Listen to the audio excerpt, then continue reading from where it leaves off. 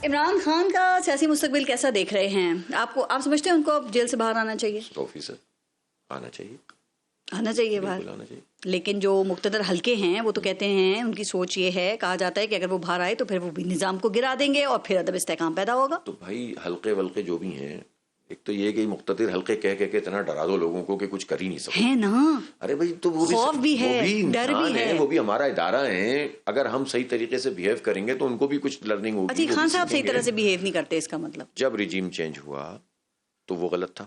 ان کو اگر آپ یقین کریں خان صاحب 5 سال پورے کر لیتے نا تو پبلک اوپینین میں وہ اس طرح سے نہیں آتے جس طرح ان کو ہٹانے کے بعد. وہ اس سے پہلے بھی انہوں نے میر جعفر بن صادق کہنا شروع کر دیا تھا رجیم چینج سے پہلے. اس کو چھوڑے، میں ویسے بات کر رہا ہوں جو تو بات وہیں سے یہ شروع کرتے بھائی. بات یہ ہے نا جب انہوں نے دیکھا کہ حالات بگڑ رہے ہیں تو انہوں نے کہا میں کیا کروں، انہوں نے یہ والے کام شروع کر دیے. تو کہنے کا مقصد یہ ہے کہ کیوں کرتے ہو ایسے کام، نہیں کرو نا، کرنے دو جو کام کر رہا ہے. ہاں کوئی ایسی چیز ہو کسی کی کہ جو پاکستان کے خلاف جا رہی ہو، پاکستان کے حوالے سے وہ سامنے لے کر آؤ. 9 مئی ٹھیک ہوا تھا. 9 مئی میں تو کوئی بھی نہیں مانتا نا کہ ٹھیک ہوا.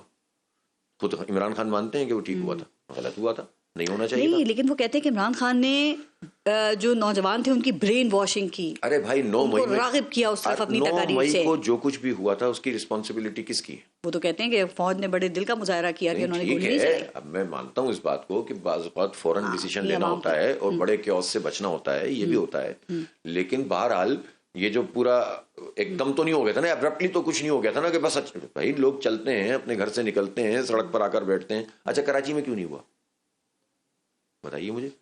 کراچی میں بھی لوگ نکلے تھے، شارع فیصل پہ پہنچ گئے تھے، آگے کی طرف بڑھ رہے تھے، کچھ بھی نہیں ہوا. چھوٹی موٹی جو ہم بھی شیلنگ کھاتے رہتے ہیں اس طرح وہ ہوا اور معاملہ ختم ہو گیا.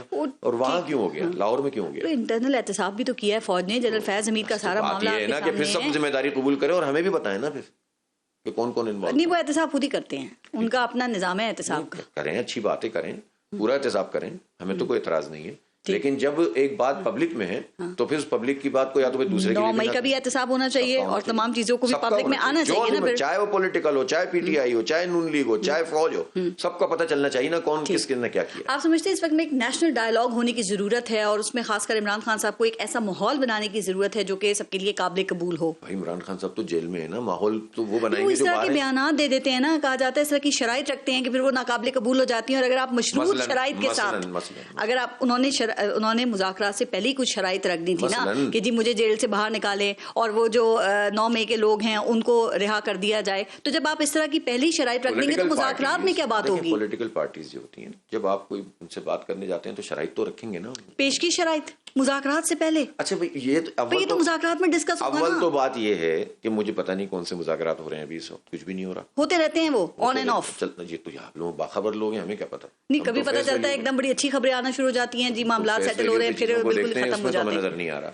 البتہ یہ بات ضرور ہے کہ یہ بات سب کو معلوم ہے کہ جب یہ الیکشن ہونے والا تھا تو اس سے کچھ عرصے پہلے اگر آپ نے نشان لے لیے کسی پارٹی سے تو یہ تو ٹھیک نہیں ہوا تھا. بالکل جیسے قاضی فیضی صاحب نے بھی مانا کہ الیکشن کمیشن نے غلط اس فیصلے کو سمجھا، لیکن پھر اس کے بعد امپلیمنٹیشن کرواتے ہیں نا. ابھی الیکشن کمیشن کو ذرا سا مروڑتے ہیں نا. اب جو ترامیم ہوئی ہیں اس میں تو الیکشن کمیشن کی تعیناتی کا جو طریقہ کار ہے وہ یہ کہ جب تک اگلا نہیں آئے گا تو جو پچھلا ہے وہ کام جاری رکھ سکے گا. جی ہاں، کتنی اچھی ترامیم ہوئی ہیں، پاکستان کے آئین کی کتنی خدمت کر رہے ہیں ماشاءاللہ، اور آپ بھی ان کی تعریفیں کر رہی ہیں. میں تو سوالات پوچھ رہی ہوں آپ سے کہ آپ اتنے گہرائی نہیں کیوں سمجھتے ہیں اس میں اور کیا چیزیں تھیں. اچھا تو اب بات یہ ہے کہ وہ نشان لے لینا، پھر اس کے بعد جو ہے وہ فارم 47 کے نتیجے میں آپ اپنی مرضی کی حکومت لے آنا، یہ سب چیزیں غلط ہیں نا. پاکستان میں ظاہر ہے سب جانتے ہیں اس بات کو کہ جو پولیٹیکل لوگ ہوتے ہیں ان کی بہت سارے اگر مقدمے ہوتے بھی ہیں جینون، لیکن جب آپ پولیٹیکل وکٹمائزیشن کرتے ہیں تو جو جینون مقدمے ہوتے ہیں اس پہ بھی لوگوں کا اعتبار ہو رہی ہے. تو ہو رہی ہے نا، یہ تو سیدھی بات ہے. اگر نواز شریف صاحب کو بھی اس طرح سے بھیجا گیا تھا، وہ پولیٹیکل وکٹمائزیشن تھی نا. کوئی بھی کرے، خان صاحب نے خود بھی تو اپنے دور میں رانا ثناء اللہ کے اوپر ہیروئن رکھوا دی تھی. غلط کام ہے، ختم ہونا چاہیے. اس وقت اگر کوئی غلط تھا تو آج بھی غلط ہے. اور مطلب یہ کہ اب یہ اگر لرننگ ہوئی ہے تو اچھی بات ہے، پی ٹی آئی کو سیکھنا چاہیے، اور لیکن نون کو بھی سیکھنا چاہیے کہ زیادہ دن چلنے والی کہانی ہے نہیں. اچھا کتنے دن کی ہے یہ؟ دن تو مجھے نہیں پتا، اندازن تھوڑی ہوں جو اندازن کوئی آپ دیکھ تو رہے ہیں حالات کو. کا طالب علم ہوں نا سیاست کی، جو آج خوش ہو رہے ہوتے ہیں کل وہ رو رہے ہوتے ہیں. مدت پوری کر لیں گے یہ؟ حرکتیں تو نہیں ہیں.